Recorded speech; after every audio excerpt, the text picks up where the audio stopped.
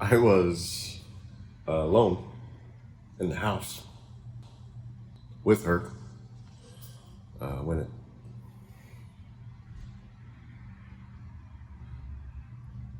she died at the kitchen table sipping a cup of tea. Lapsang Souchong. It was her favorite blend. I hadn't been able to look at an old lady or drink a cup of Twinings ever since.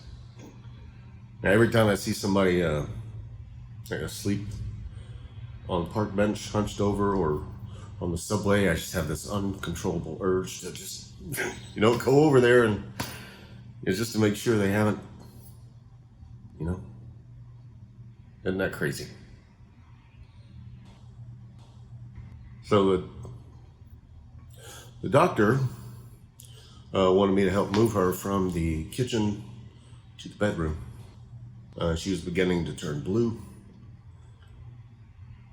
So I grabbed one end and he the other, and she was incredibly heavy by now, dead weight by now. And the doctor had a very bad back. So, once or twice he practiced. I remember this terrible thought just flashing through my head of that maybe he might have a heart attack also. And then I'd be left with the two of them right there on the living room rug. No, I wanted them to scatter the ashes to the four winds off Montauk Point, so that parts of her could end up, maybe in London and Nantucket, Atlanta, somewhere past Idaho. She'd always wanted to travel. But they didn't do that.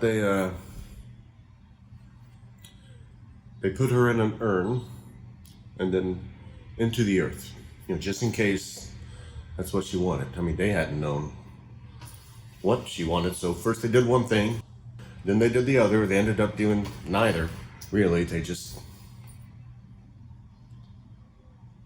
I don't know what they did.